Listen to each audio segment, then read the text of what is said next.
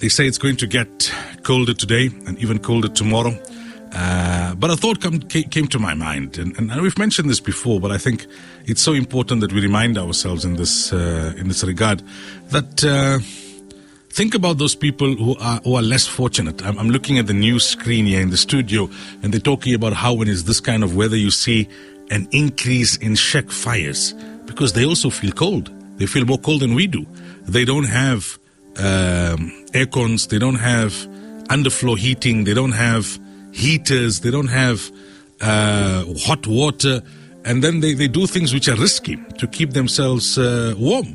People who live in informal settlements, people who live in what is sometimes referred to as shacks. And what transpires then is that you have more shack fires and people lose their homes, they lose their lives, they lose their livelihood. I was looking yesterday, they were running some sort of a documentary. Obviously the audio is down on the news screen, but they had some of the captions there because I assume the lady was talking in an indigenous language and they were translating it in English on the screen.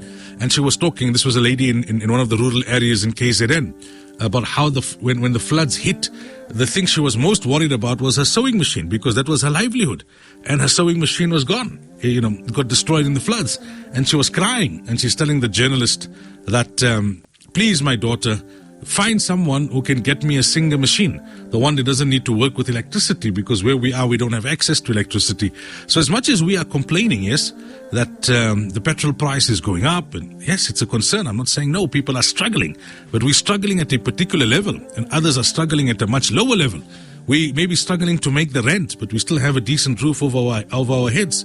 We may be struggling to pay the water and lights bill, but we're still living in decent accommodation. We may be struggling to fill up fuel because of the increasing price, but we still have a car. We don't have to walk long distances just to get to work. Everyone is struggling, or most people are struggling. We're struggling, though, at a higher level of comfort, and others are struggling at a much lower level, not only of comfort, but at a level of poverty, at a level of necessity.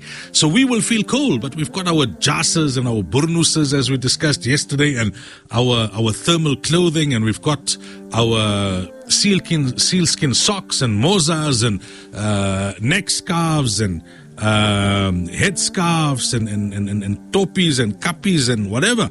Then you've got your blanket, you've got your electric blanket, you've got your underfloor heating, you've got your AC, you've got your towel rack warmers. What don't we have? How merciful hasn't Allah Tabaraka wa Ta'ala been to us? But in the end of the day, people are suffering at a much lower level. And we need to spare a thought for them. And you know what? It also creates gratitude within us. We can always say, oh yeah, but this, but that, and who's responsible for the plight of those who are still living in rural settlements? It's the government. All of that on its place. But that's their reality, isn't it? Irrespective who's responsible. That's the life that they have to live. And this is the life that we have.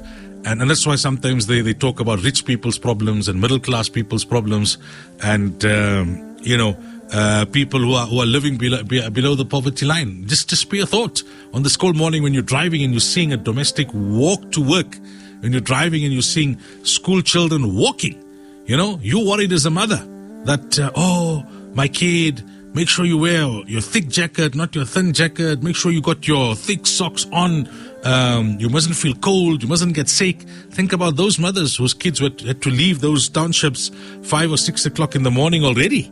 And the taxi drops them off at a particular point. They got no mother there to comfort them, to see to them. And they're walking to school. And they're going to be sitting the entire day, and then they have to walk back. Spare a thought. Let's do what we can. If we can't, let's at least make a dua. And at the same time, let's have a grateful heart for what Allah Tabaraka wa Ta'ala has given us. May Allah grant me and all of us the understanding.